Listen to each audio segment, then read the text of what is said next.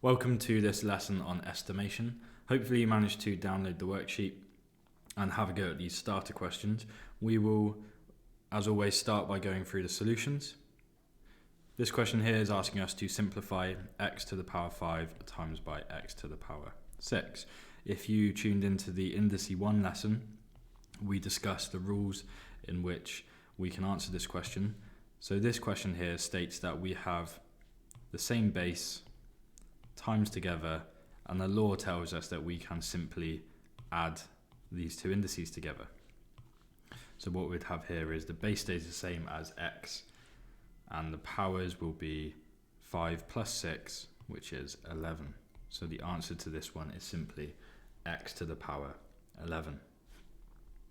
Moving on to the top right, solve. Solve, remember, is asking us essentially to get this x on its own. We want to know what does x equal. And to do this, we must always do the opposite and always do it to both sides. The first problem we have here is the x that we want to make the subject is trapped inside these brackets. So we should start by expanding these brackets. Now remember, when you expand the bracket, you multiply everything in the bracket by the term on the outside. So that would be 8 times x is 8x. 8 times minus 2, and I've said this a lot, that is not 2, it is minus 2. The minus is attached to the 2, so 8 times 2 is 16. And a positive times by a negative is a negative. A mixture makes a minus. And then we'd still have 32 on the right. Now we can start to use our solving equation techniques. First thing we'd do is get rid of this 16 by adding it, doing the opposite. The opposite of minus is add, which would remove this 16 from the left, leaving us 8x. 32 add 16 is 48. And then we're going to divide both sides by 8, which would get rid of that 8 here, which is what we want because we want x on its own. 48 divided by 8 is simply 5. So the answer to that question is 5. Moving to the bottom left. Again, this is another indice.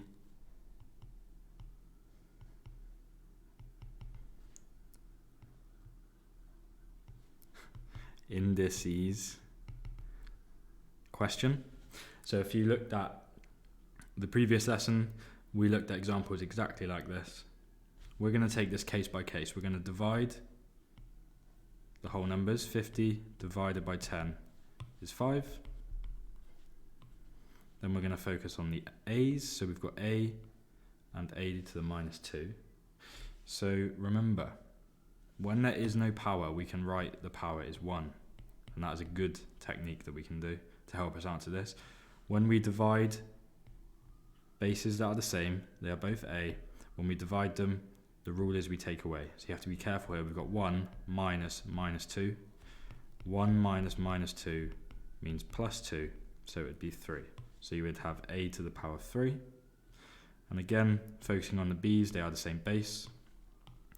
We can do b squared divided by b. Well, there is no power on b, so the power would simply be 1. And this is telling us the rule states we're going to do 2 minus 1, which would be 1. So just b. You could write 1, but there's no point. So the answer to this one is 5a cubed b. Moving over to what is going to help us with this topic, round these numbers to one significant figure. So you're going to get a bit of a recap on rounding to a significant figure here. When we talk about significant figures, we count from the very, very beginning. When we talk about decimal places, we count from the decimal. So we're looking at significant figures, so we're looking for the first significant figure. In this question here, 324, the first significant figure is the 3. The value of this 3 is 300. Yeah, 324. So we need to decide whether 324 is closer to 300 or 400. Well, this 2, the rounding rules state if it is 5 or less, you round down, so this would be closer to 300. And sometimes it's easier just to think, Is 324 closer to 300 or 400? Obviously it's 300. On question 2, 7.8. Well, the first significant figure is the 7, which represents 1 unit, a unit. So is 7.8 closer to 7 or 8? Well, remember, the 8 is greater than 5, so that means we round up. So the answer to this would be 8. Moving on to the next one. The first significant figure here is going to be 4, which represents 40 in this case, 43.246. The first significant figure is 40. And just ask yourself, is 43.246 closer to 40 or 50? Well, rounding rules state that this 3 means that it is closer to 40 because you round down. So the answer to this is simply 40. And then finally, 0.56. Well, there is a rule that states if you start with a 0, this is not significant. So if you start with a 0, it isn't considered a significant figure. So our first significant figure here would be the 5, because this 0 is not significant.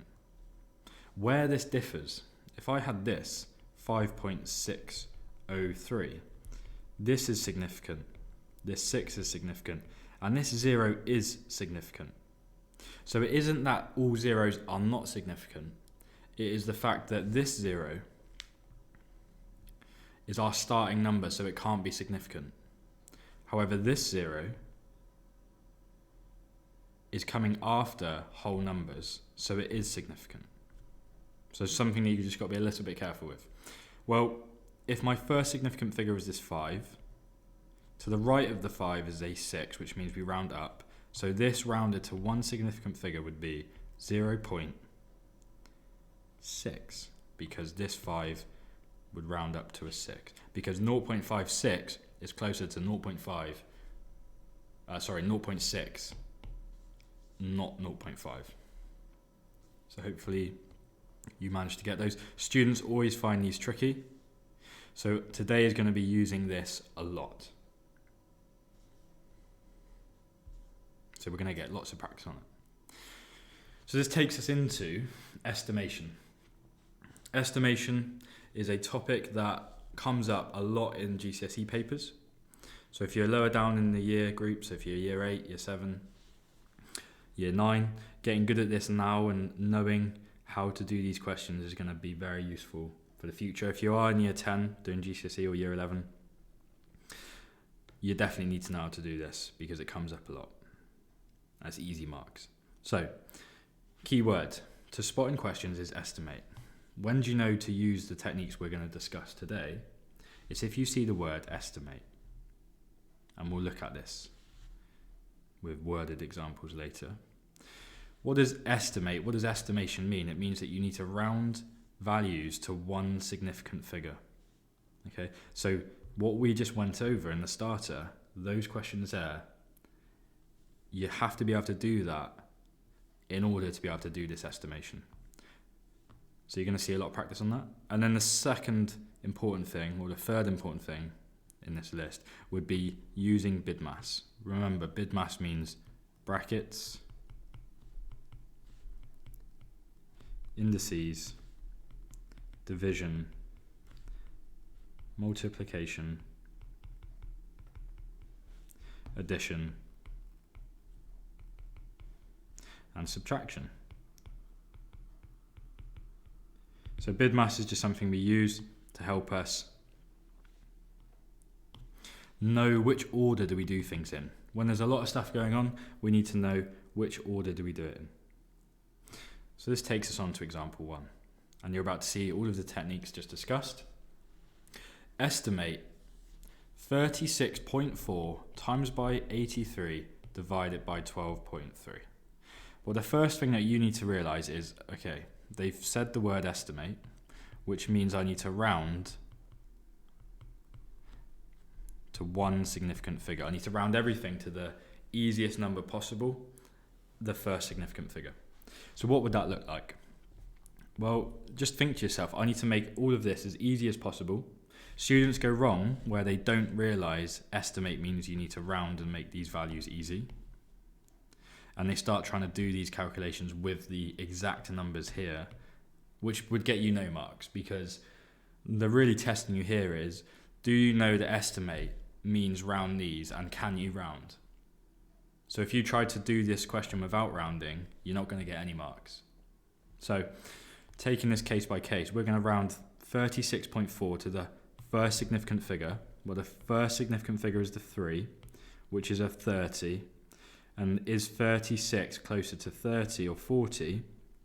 Well, the 6 would indicate that we round up, and we can make that 40. Times by 83. If we round this to the first significant figure, that first significant figure, the 8, is 80. So is 83 closer to 80 or 90? Well, obviously it's 80, but rounding rules state less than 5 you round down, so it'll be 80. So we're going to do that times 80. And then we're going to divide it by 12.3. Well, if we round 12.3 to the first significant figure, this first significant figure represents a 10. So is 12.3 closer to 10 or 20? Well, clearly the 2 means we round down, so it would be 10. So we can change the bottom of that fraction to 10. This whole question has now become a lot easier, where students can actually work it out without a calculator. So what does that tell us? It tells us we can do 40 times 80. So a good way to do this in your head would be 4 times 8 is 24. And then we've got 2 lots of 10, so we can add 2 zeros. And we're going to divide that by 10. So how many 10s go into 2,400? Well, there's a cancellation trick we can use where we can cross off a 0. So we've just got 240 divided by 1, which is pointless because that just means 240. So the answer to that is 240. Okay, and it is an estimate because it is not the exact answer. We have rounding these numbers and we're getting an estimate, a rough answer, which would actually be close to the answer if you put this in the calculator. So as you can see there, being able to round to one significant figure is the most important part of this, after you've realised that estimate means you need to do that. So if you don't realise it means you need to do that and you don't know how to do the one significant figure rounding, these questions become increasingly difficult for you. But they are very simple when you break them down. So moving on to example 2. Estimate, we need to round to 1 SF. And when we do that, if we focus on this first one, 8.5. 8.5 would round to 9 because this 5 means we round up and this would be 9, and 8.5 is closer to 9 than it is 8.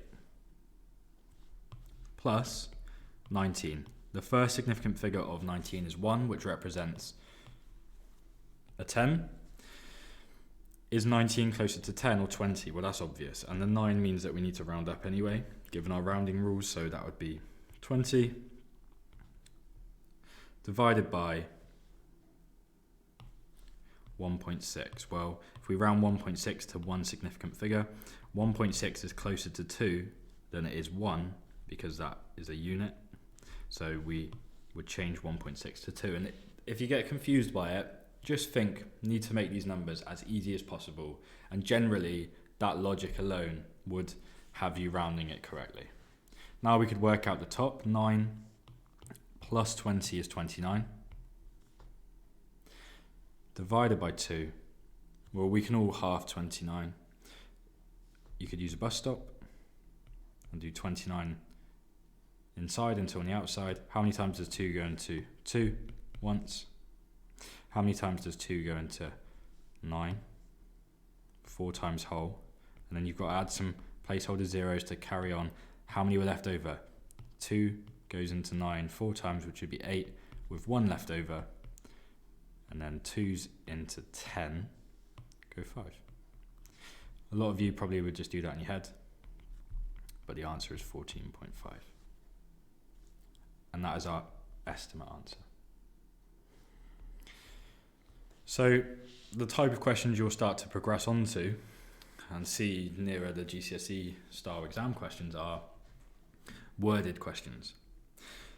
So if we look at this one together, Gary drives 54.6 miles per day.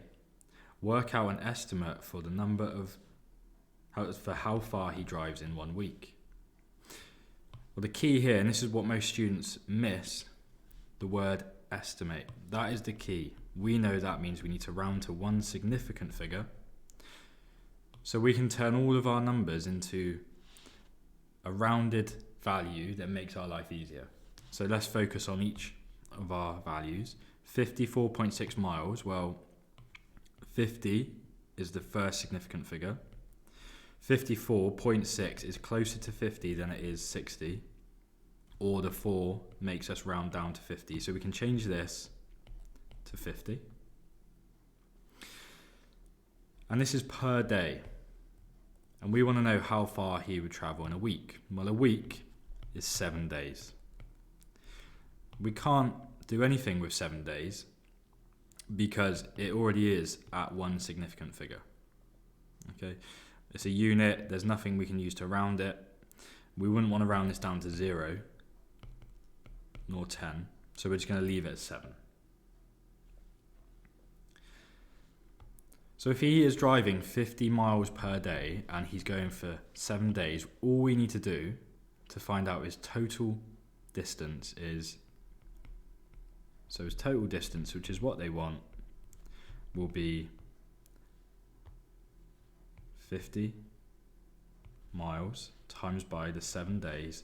5 times 7 is 35, so it would be 350 miles. And that would be that question done. That is very common for like an exam question. They chuck a load of words at you. You have to know that the word estimate means round, and then you just use your understanding of the question to use those rounded figures to get the answer.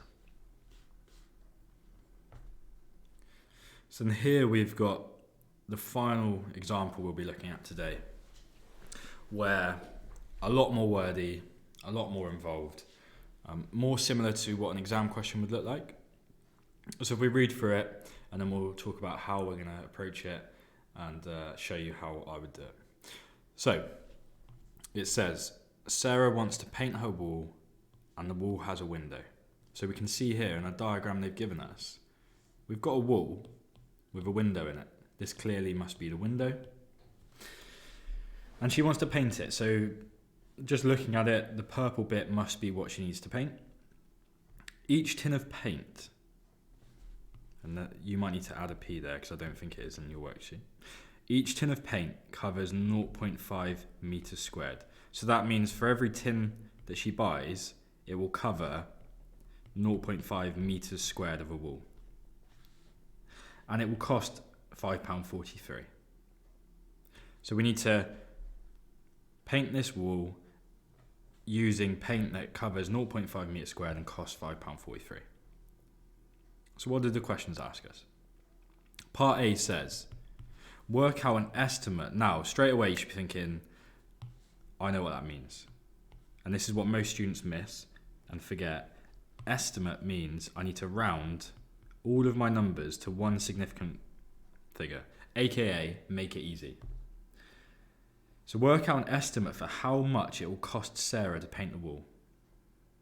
So we know that we need to round numbers because we've been asked to estimate, make our life easy, and we need to work out how much the paint is going to cost to get it all done. So let's just think of a game plan. A really good skill to approach a big question like this is to get yourself a game plan written down before you start.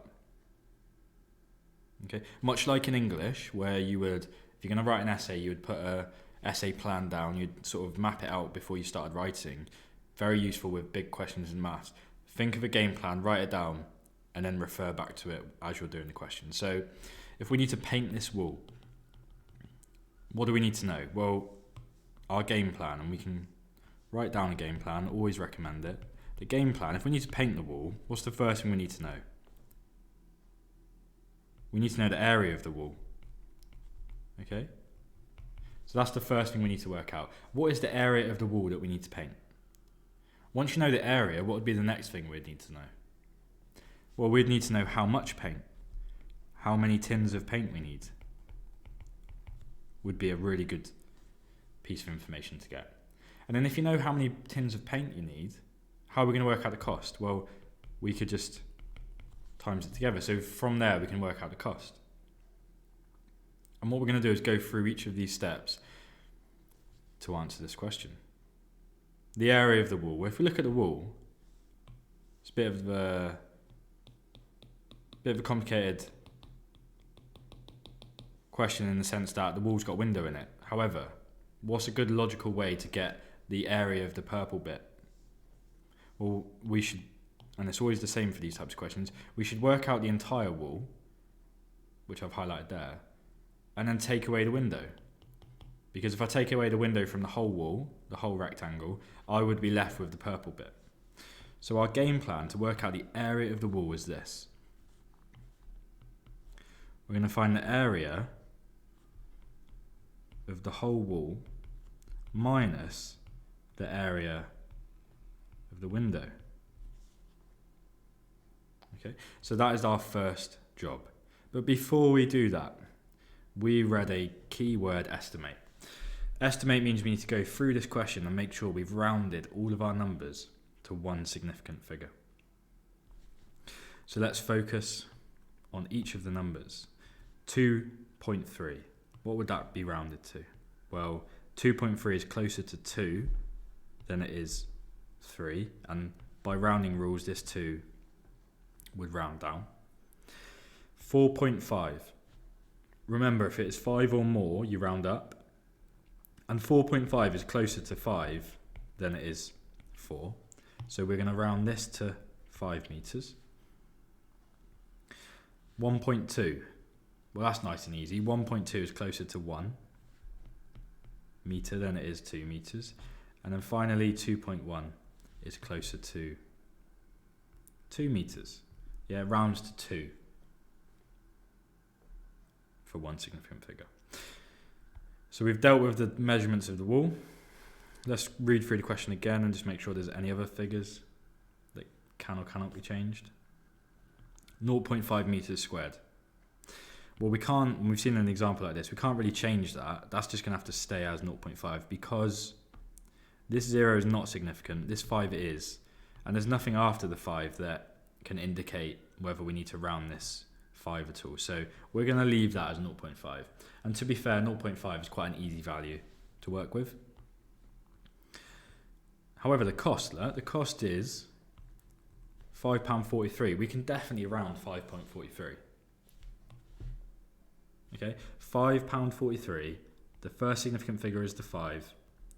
The 4 would indicate I round down.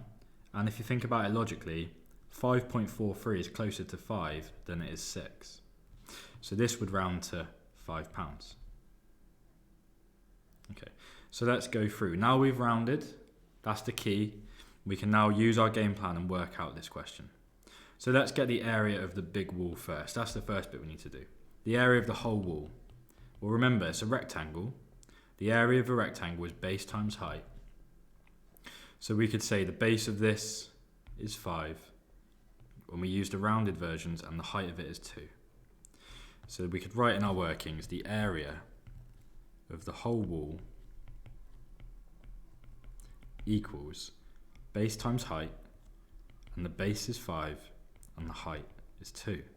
5 times 2 is 10 meters squared. If we're talking area, it's 10 meters squared. So the area of the whole wall is 10 meters squared. Now we need to work out the area of the window, because that's what we've discussed as a game plan. And this is why a game plan is good, because you don't get lost in what you're doing. You follow in something that you know is going to get you the right answer. So let's do the area of the window. So we can write the area of the window equals, well, let's look at the window. It's a rectangle, so it's going to be base times height, which is good. And the base has been rounded to 2 and the height is 1. So nice and easy, and that's why estimation is good, makes things easy. It's base times height. The base is 2 and the height is 1. So the area would be 2 meters squared. Okay. So if we look at our game plan, we have now done the area of the whole wall, we've done the area of the window. So what is the area of the painted bit of the wall that we need? It's going to be the area of the window, the whole wall minus the window. So it's going to be 10 minus 2, which is 8 meters squared. So we need to paint, or we don't need to, Sarah needs to paint. Sarah needs to paint 8 meters squared. Okay? So we've done the area of the wall, that's been sorted. How many tins is the next bit we need to work out? Because if we need to know how much it's going to cost, we need to know how many tins Sarah needs to buy. So how many tins? Well, what do we know about the tins of paint? Well, we know that 1 tin of paint covers half a meter. So think logically, what would 2 tins cover? Well, that would cover 1 meter. 3 tins, 1.5 meters. 4 tins, 2 meters squared. So how are we going to work out how many tins we need? We are simply going to divide. How many tins? We're going to do 8 meters squared, which is how much is our wall that needs painting, divided by how much each tin will paint, which is 0.5 meters squared. Okay. Now, to do a division like this, it's going to be double, yeah? But if you wanted to have a more rigorous way to work it out, we could say 8 divided by 0.5. Well, we don't really like dividing by 0.5 because it's a decimal. So what could we do to 0.5 to not have it as a decimal? We could times it by 10, which would make it 5. And we need to times the top by 10 because remember, whatever you do to the bottom of a fraction, you have to do to the top.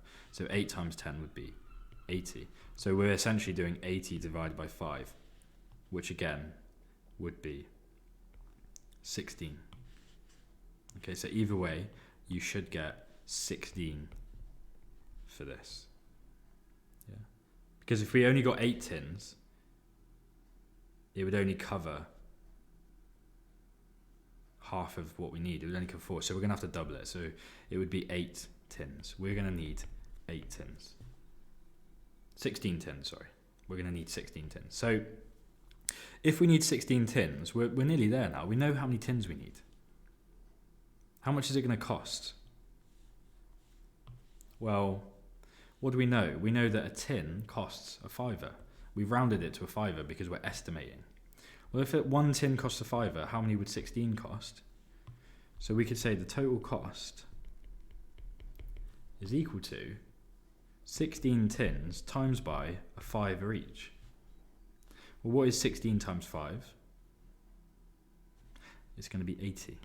And again, I would like to see you do a column multiplication for that, which would give you 80, or any other way that you can times numbers together, but you would get 80. It's going to cost her £80 to cover this wall. So we've done all of the bits of our game plan and we managed to get the right answer. So part B, that was part A, so we can sort of put part A there. What does part B say? And part B is very common for these types of questions. Part B says, was your answer an overestimate or an underestimate? Give reasons. Well, why are they asking us this? They're asking us this because it isn't actually going to cost her 80 quid. That is an estimate. We've made an estimate. That's a good rough answer to how much it's going to cost her. But it's not the exact amount it would cost her if we used the exact measurements of the wall that we were given and the exact price of the wall. These questions can be quite tricky for students because there's a lot of variables going on here. But the easiest way you can answer these questions is by looking at the main part of this question about was the wall being painted.